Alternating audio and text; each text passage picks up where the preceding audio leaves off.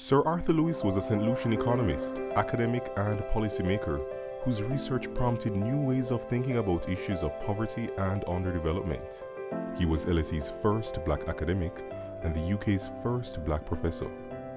In 1979, he was jointly awarded the Nobel Prize in economics. He's the first black person and to this date the only black person ever to win a Nobel Prize in economics. And it's also significant because of what he actually won it for. So he won the prize for developmental economics, focusing on third world countries. The underlying implication of Lewis's work is to create a model by which economies can go through structural transformation that can lead to better economic prospects. And that is as relevant today as it was back then, especially in light of the persistent struggles that post-colonial states have undergone. Process of structural change and structural transformation that really Lewis was drawing our attention to all those years ago, and it's been a very robust thing in the sense that we always come back in different eras to realizing that that is fundamentally what economic development is about. Lewis's interest in economics deepened at LSE as an undergraduate and PhD student during the 1930s. He was appointed as an assistant lecturer in 1938. So I think it's amazing that LSE saw fit to appoint him, and I think it's a testament to his competence. And even then, you get the sense of the same racial attitudes reflected in how LSE appointed him.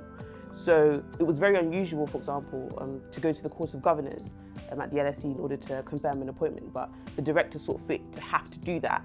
And on top of that, he also saw fit, after getting that confirmation, to restrict the amount of hours that Lewis was able to work, as well as limit him to only working with groups of students as opposed to providing individual tutorials. It was remarkable, but the context within which it happened should not lead us to think that Britain was a rosy racial haven. The more I learned about him and the more I learned about myself as a person, and given the state of my own upbringing in terms of financial situation and wealth, or lack thereof, of my family, I was very much inspired by Lewis's work in poverty alleviation and economic development. And one of the things that struck me the most, or that stayed with me the most, was his words that the fundamental cure to poverty is not money but knowledge.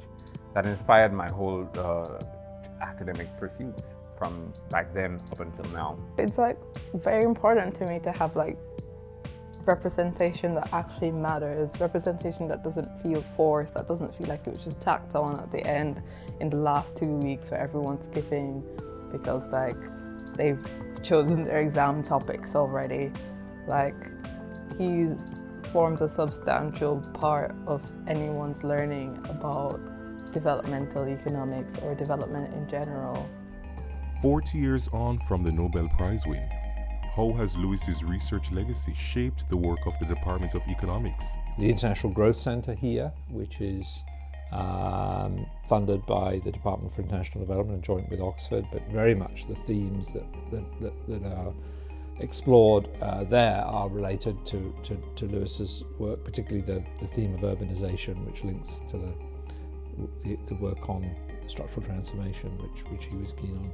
So I think we're very much carrying on that legacy, and we have probably one of the largest groups globally of largest concentrations of development economists in one place. Seeing that Arthur Lewis was able to overcome the much worse racism of 1938 Europe and establish himself as not just a black economist, but like a mainstream economist in general, despite all the adversity, despite not having others to look up to around in his field, that just makes me want to hang on, because he did so much in his time that just seems amazing when you look at the context that he grew up in.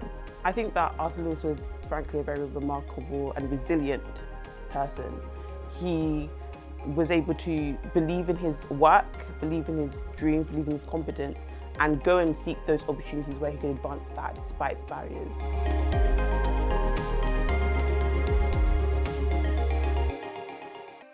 think the fact that he managed to push on is an example that we should all follow. Arthur Lewis was black excellence before it existed.